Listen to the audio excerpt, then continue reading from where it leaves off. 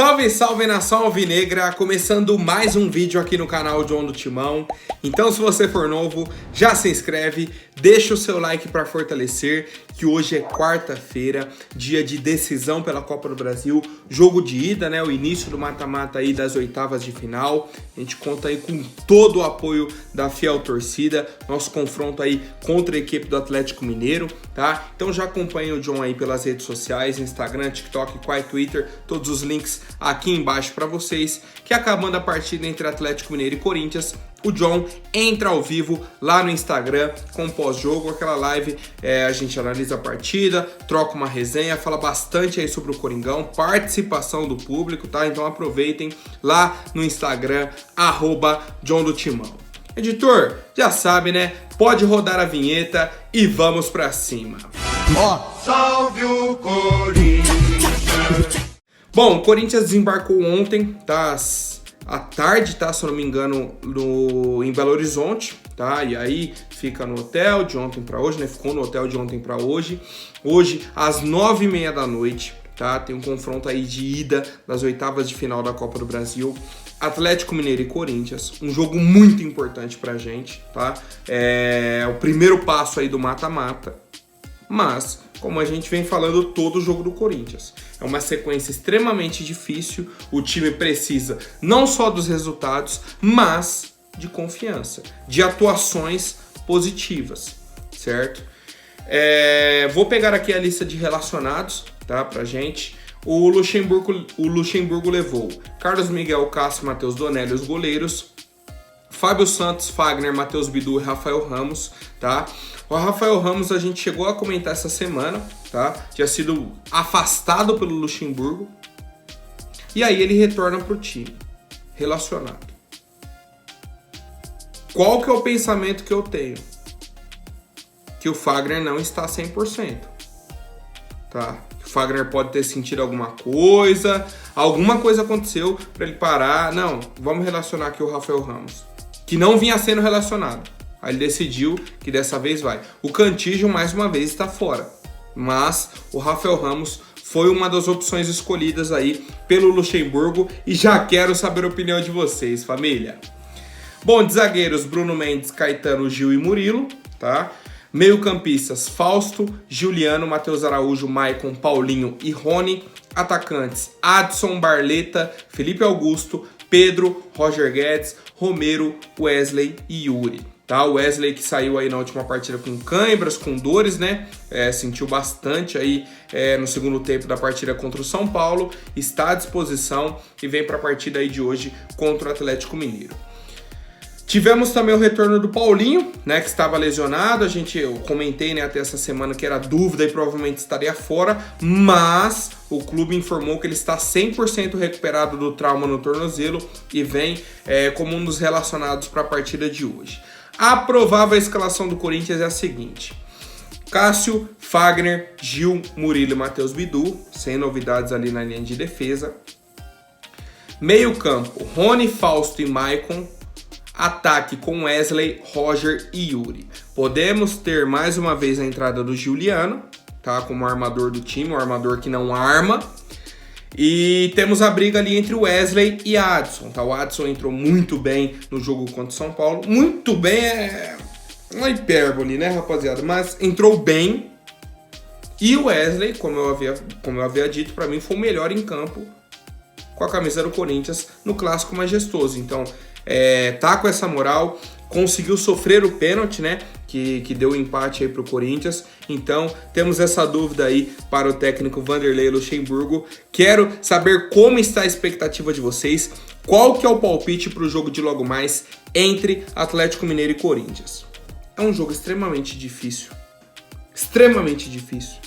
o Corinthians não vem jogando bem. E precisa mudar a mentalidade. Precisa entrar em campo e falar, cara, é um mata-mata. Não dá pro Corinthians entrar com a postura, não, vamos ficar esperando. Recua. Chama outro time. Na hora que pega a bola, vamos tentar. Não dá, né? Errei. Perdão. Errei.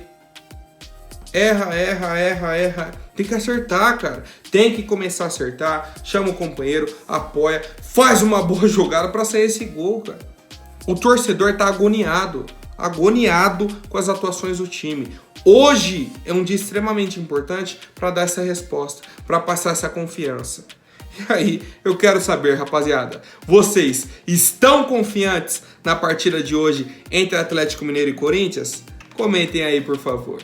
Bom, e aí já quero apresentar para vocês a 1xBet, tá? Nossa parceira aí, patrocinadora do canal. Também tem parceria com clubes do mundo inteiro, com Barcelona, com Liverpool, com o Chelsea, tá? Esse Chelsea aqui, ó, esse daqui, ó, tá? Hoje temos semifinal da Champions League, tá? E o John conseguiu o cupom para vocês. Vocês vão ganhar 100% de bônus até R$ 1.200. Então cliquem no link aqui que está no comentário fixado. Coloquem o cupom DMAO, tá? Vou escrever direitinho aqui para vocês. Manchester City e Real Madrid, 4 horas da tarde, tá? A partida. Para o Real vencer o jogo, odd de 5.1. Para o Manchester City vencer o jogo, odds de 1.6 e para o empate 4.3. E aí temos odds de classificação, né? 1.33 para o City avançar e 3.4 para o Real avançar, certo? Lembrando que o clube que já se classificou foi a Inter de Milão, surpreendendo muita gente, né, rapaziada? Muita gente mesmo, a Inter foi e classificou aí para a final da Champions.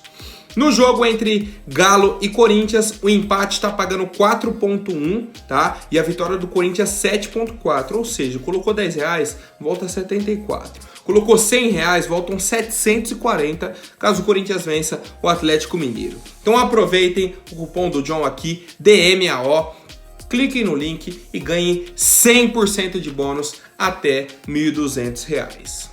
Bom, rapaziada, ainda repercutindo um pouco sobre o clássico majestoso do final de semana, São Paulo entrou com uma reclamação na CBF contra a arbitragem, certo? Contra a arbitragem, alguns lances aí que a gente comentou.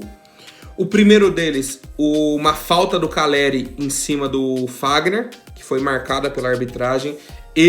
Na minha avaliação, não foi falta, mas comentei aqui. Tem o lance, o juiz já apita. A zaga do Corinthians meio que para. Não vai no rebote, já vai meio que, sabe? Larga o lance. O Caleri no rebote faz o gol, o árbitro já marcou a falta. E aí, o argumento da arbitragem da CBF foi: o árbitro acertou em marcar a falta, mas para um lance de revisão, ele não deveria ter apitado.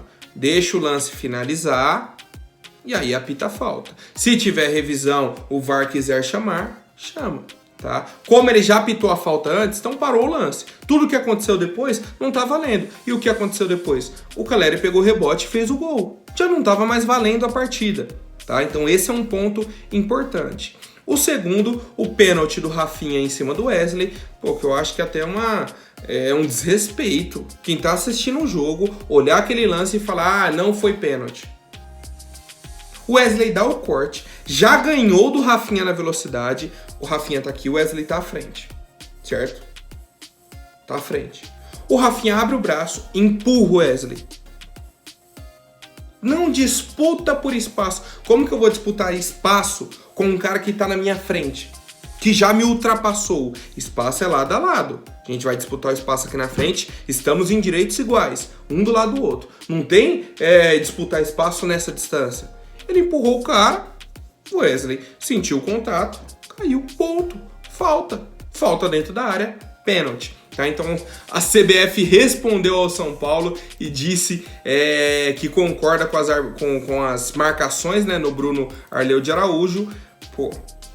Ponto importante é que ele comentou só esses dois lances, tá? O Wilson Seneme. Porque se for pegar a arbitragem dele no jogo inteiro, meu Deus do céu, cara. É lamentável, até comentei aí na segunda-feira, né, já comentei aí, tanto de lateral que ele inverteu e saiu dando cartão amarelo, perdido. Mas, nesses lances capitais que o São Paulo reclamou, segundo o Wilson Seneme e a CBF, o Bruno Arleu de Araújo acertou e eu quero saber a opinião de vocês, família. Bom, ontem o craque Neto disse, tá nos donos da bola, que o Everton Ribeiro vai vir para o Corinthians em 2024, tá? O atleta aí que completou 34 anos, viria de graça para o nosso clube, tem contrato com o Flamengo até o fim do ano, então chegaria aí em fim de contrato, né? Sem contrato, viria de graça para o nosso clube. E em contrapartida, essa notícia do Neto já repercutiu, muita gente comentando, o Everton Ribeiro, isso e aquilo. E em contrapartida, temos o André Hernan, tá? Também setorista, também que acompanha aí o Corinthians, que disse que o Corinthians não tem conversas com o Everton Ribeiro. Tá? Então temos o Neto falando que o Everton Ribeiro virá para o Corinthians no fim do ano. E o André Hernan falando que não tem conversas entre Everton Ribeiro e Corinthians, tá? Então temos aí os dois pontos. Existe a possibilidade do Everton Ribeiro vir, sim, para o Corinthians, porque o Flamengo até agora não o procurou para renovar o contrato, certo? E a partir agora do mês de junho, daqui 2 semanas, ele já pode assinar um pré-contrato, então essa possibilidade é iminente, tá aí há 2 semanas. Mas nesse momento, como a gente fala, a janela de transferências está fechada. Se a gente achar que a nossa diretoria realmente já está montando um elenco para o meio do ano, é ingenuidade nossa. Não tá. Ainda está tentando resolver alguns problemas internos, problemas financeiros. Existe o interesse no Everton Ribeiro? Existe. Está encaminhado dessa forma já para contratar e tudo mais? Não, não está. Certo? E aí eu quero saber a opinião de vocês, rapaziada. Já até comentei aqui. Se for para Everton Ribeiro vir para completar o elenco, ser um cara experiente, um cara que vai ajudar a nossa equipe, mas com um salário de 200 mil, 300 mil, é uma situação. Agora o Everton querer sair do Flamengo, vir para o Corinthians para ganhar 700, 800, 1 milhão, não tem condições. Aí não tem condições. E eu quero saber a opinião de vocês, rapaziada.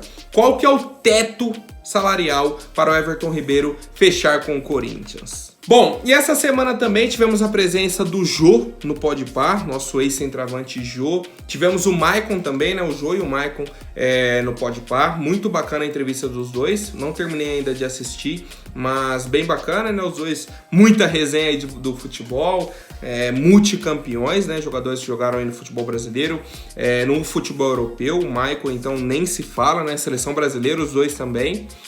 E aí perguntaram ao Maicon por que ele não veio pro Corinthians. Por que ele não jogou aqui no Corinthians? Ele falou, ó, não me convidaram. Se me convidasse, eu ia. Eu gosto de time com pressão, tem que estar bem em todo jogo, eu gosto desses rolês e eu tinha o perfil do clube. O problema, rapaziada, é que o Maicon teve um auge, vamos colocar assim, de 2009 até 2012, certo? Que ele estava muito bem na Internacional, né? Na Inter de Milão, foi campeão da Champions, certo? Na temporada 10-11, titular absoluto, titular do Brasil na Copa do Mundo de 2010, jogou a Copa de 2014, bom, lateral de 2 Copas, então ele tem ali a sua história no futebol.